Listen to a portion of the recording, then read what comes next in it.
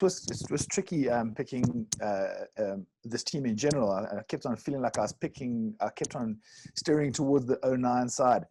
But this combination played far and wide before and beyond that 2009 season. But it's also one of the easier selections because it's one of the SuperSport quizzes online as to who your best combination was on Twitter. So for me, it was pretty simple. Well, so you got Twitter. You got Twitter to select your team for you as well.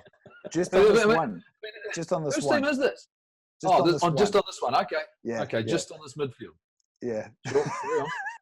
Wow. I didn't know. I had all these avenues I could go with. I just thought it was our team, Jeff. I thought it was just individually you select your own team. Obviously not.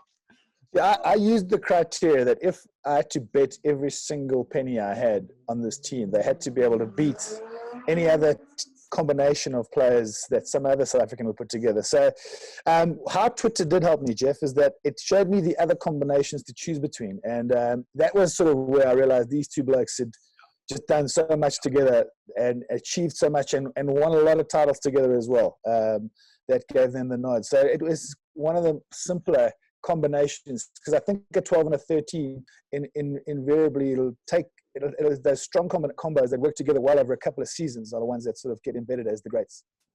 Yeah, a couple of guys. I mean, Andre Snyman for me was one.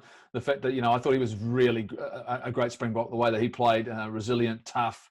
And Frans Steyn's a really interesting one for me.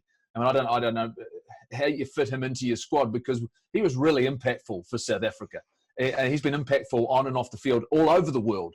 As Frans Steyn, there's no doubt about that. He was definitely and amongst that. And I tell you, I suppose it's a shame, but he chose to play overseas at a really early age, and I think he's got 60-odd caps. He could easily have been a centurion for South Africa, probably in his mid to late 20s, let alone into his 30s. An incredibly talented player, probably one of the best South Africa's ever seen. And I guess it's just the fact that we didn't see him, I guess, enough. He played almost sporadically for South Africa, which is what played against him.